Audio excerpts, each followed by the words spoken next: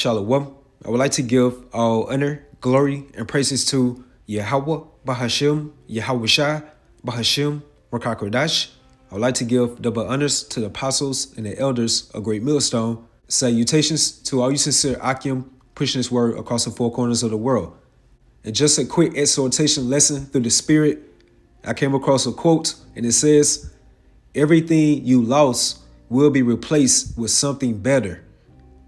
Everything you lost will be replaced with something better. And from the Google AI overview, it says, this quote is a hopeful and encouraging sentiment often found in various spiritual and motivational contexts, suggesting that loss is not an end, but a redirection to something even more beneficial. And what can that beneficial be equated to? The kingdom of YAHAWASHI, which is interchangeable with the kingdom of heaven, that's promised unto us as the biblical Israelites, beginning with the first fruits, hence YAHAWASHI's day ones. And it says it can be interpreted in different ways, from a divine promise of restoration to a belief that challenges are opportunities for personal growth and redirection toward a better path. And according to Proverbs 4:18, it says, "But the path of the just is as the shining light." And the path of the just represents the righteous, aka the Israel of Yahawah Bahashim YAHAWASHI. Again, those first fruits.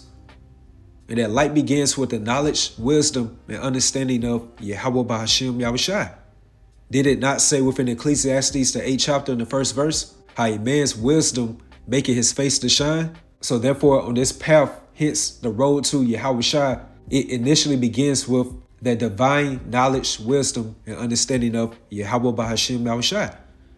So, but the path of the just is as the shining light that shineth more and more unto the perfect day. And the perfect day represents the second coming of YAHAWASHI, and where he's going to restore everything within this earthly realm back unto righteousness.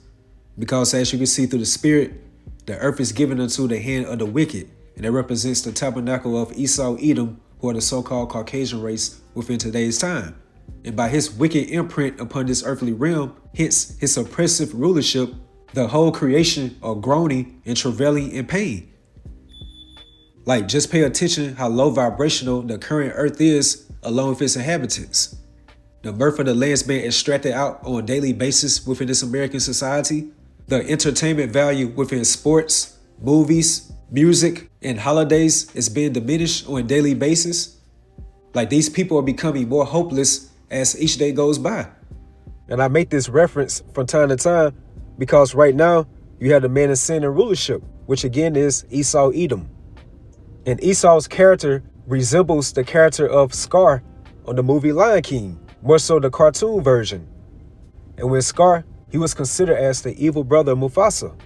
So when Scar took the throne along with his joint heirs, those hyenas, look how all the animals within that kingdom became depressed, gloomy, because they were oppressed by a wicked ruler, hence Scar.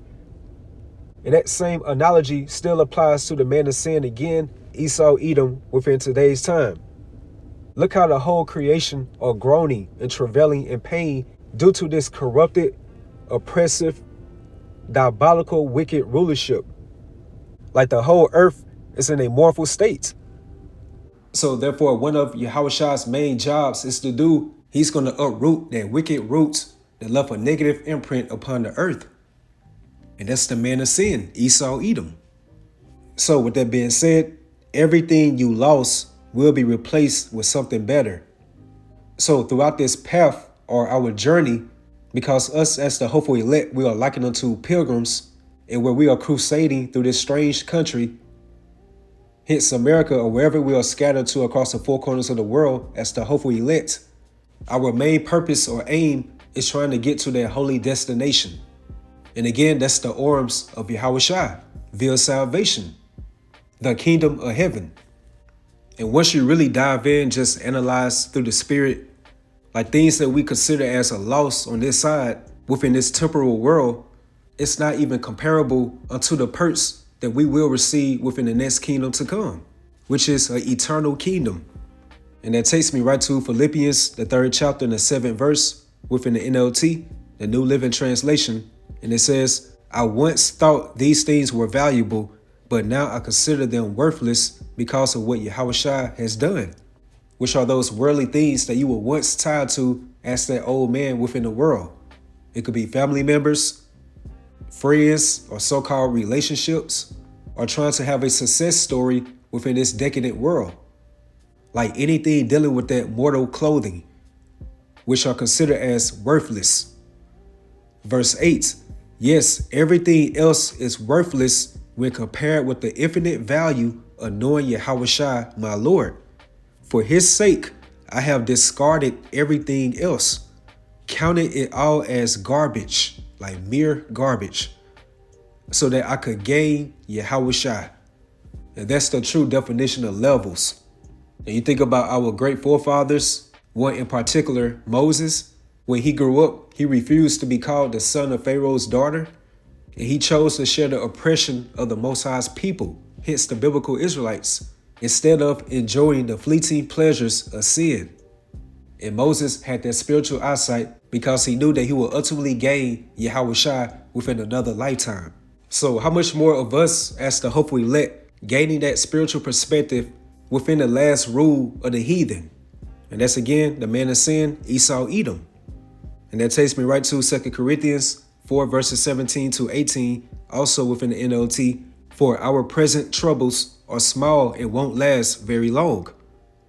And according to Matthew the 11th chapter, YAHAWASHI stated, for my yoke is easy and my burden is light, because our light affliction is but for a moment. And according to the book of Job, the 20th chapter, it stated how the triumph of the wicked is short and the joy of the hypocrite is but for a moment. So this nightmare that we're currently going through, it will soon be over. That's why I stated within 1 Corinthians 7:31, how those who use the things of the world should not become attached to them. For this world as we know it will soon pass away. And look at the decadent state of this American society, where the aspect of morals, integrity, ethics is not held nor regarded as a high standard. And whenever you have a society or empire or a kingdom that does not factor morals, ethics, values, or integrity, then that particular society, kingdom, or empire will for sure go on a downward spiral. So again, it says, for our present troubles are small and won't last very long, yet they produce for us a glory that vastly outweighs them and will last forever. So our daily spiritual fights, battles, adversities, trials, tribulations, different problems, challenges, sicknesses, ailments, infirmities, all the various types of hell that we have to undergo through this straight gate, you have to have it spiritually plugged in into your mindset that it's all temporal. It's short lasting. And you try to compare that temporal hell unto an everlasting righteous kingdom. It's non-comparable. So we don't look at the troubles we can see now. Rather, we fix our gaze, hence our eyes on the prize, on things that cannot be seen. For the things we see now will soon be gone. And remember, it's stated within Exodus, the 14th chapter and 13th verse, when Moses said unto the people, referring to the Israelites, how to fear ye not and stand still and see the salvation of the Heavenly Father Yahweh. For he will show you to the day how the Egyptians whom you have seen today, you shall see them again no more forever.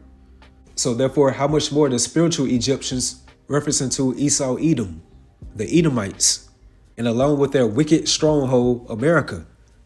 So for the things we see now will soon be gone, because again, the current decadent fashion of this world, as we know it, will soon pass away. Look at these so-called public figures or entertainers within this modern society, especially the ones of our people. Most of them have to be involved with drug usage in order to stay afloat or be able to so-called maintain or cope with life. Just all satanic weirdos, because in order for you to make it within Hollywood, you have to be a part of Satanism, because one of the main gods or deities within Hollywood is Baphomet, and they have all this access to these so-called corner riches, but inwardly they are miserable. And as is stated within Mark 8:36, for what should it profit a man or a woman if he or she should gain the whole world and lose their own soul?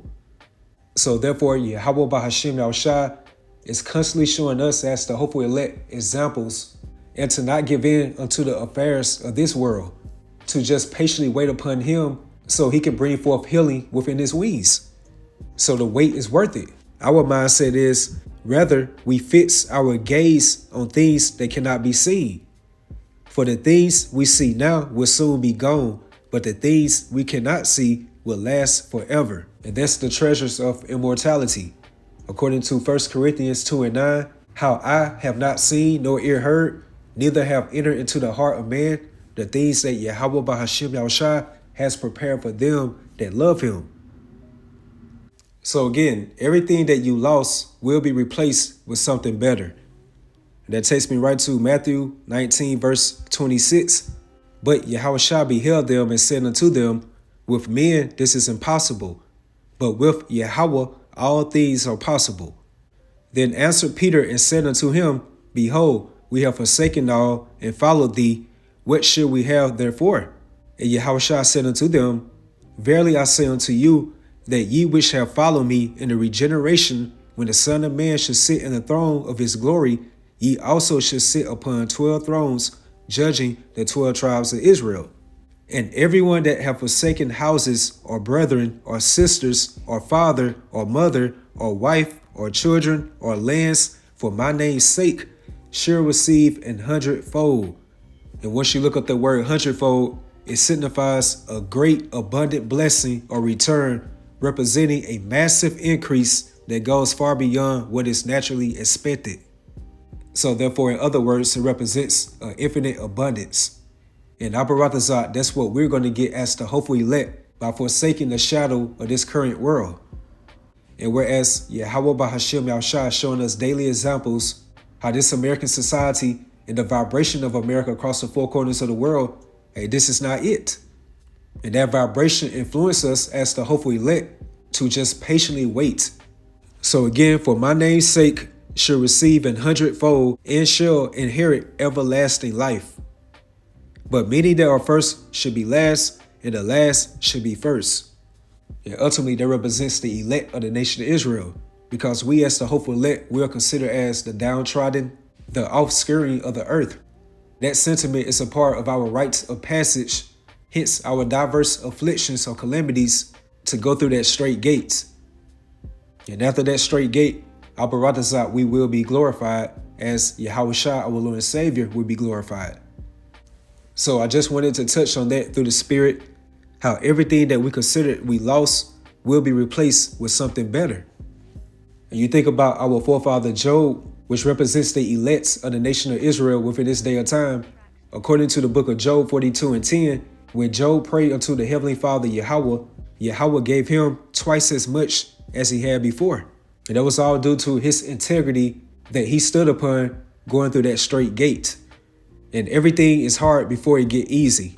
So therefore, how much more of us receiving our due diligence if we stay upon the course or that path of Yahawashi? So with that, hopefully you all was edified, you all stay strong, keep pushing forward. Shalom.